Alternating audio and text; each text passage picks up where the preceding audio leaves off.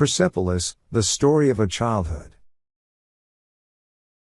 Persepolis begins by introducing Margie, the 10-year-old protagonist. Set in 1980, the novel focuses on her experiences of growing up during the Islamic Revolution in Iran.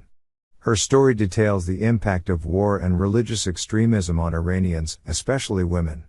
Belonging to an upper-middle-class family, Margie has access to various educational materials, such as books and a radio, which expose her to Western political thought at a very young age.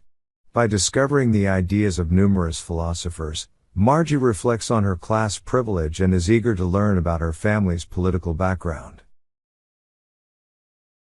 This inquiry inspires her to participate in popular demonstrations against the Shah's regime, in which people are asking for his exile as a way to safeguard their rights. Unfortunately, after the Shah's departure, Margie notices the rise of religious extremism in her society and is unhappy about it. Her uncle Anusha's visit deepens her interest in politics when he tells her stories of being imprisoned as a communist revolutionary. His stories cause her to value ideas of equality and resistance.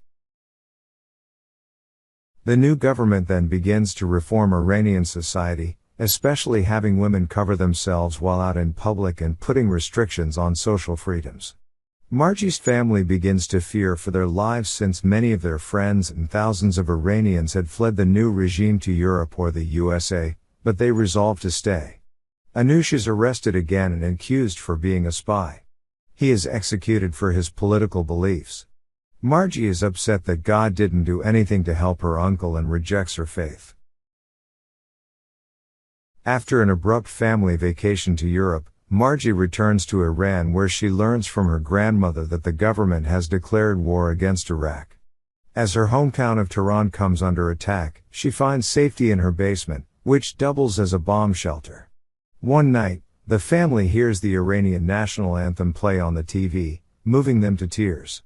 It is later revealed that the government released the soldiers and air pilots from prison who were in jail for protesting. The soldiers agreed to fight on the condition that the country's national anthem be played on the public broadcasting. Amidst the chaos of an ongoing war, her family secretly revolts against the new regime by having parties and consuming alcohol, which is prohibited in the country. 2 years of war force Margie to explore her rebellious side by skipping classes, obsessing over boys, and visiting the black market that has grown as a result of the shortages caused by war and repression. As the war intensifies, Margie rushes home one day to find that a long-range ballistic missile has hit her street. Her family escapes the missile as it hit the neighboring building, which housed their, very rare, Jewish neighbors, the Baba Levis. Traumatized by the sight of her friend's dead body, she expresses her anger against the Iranian political system. Her family begins to worry about her safety and decides to send her off to Austria for further study and to escape the war. The novel ends with her departure to Europe.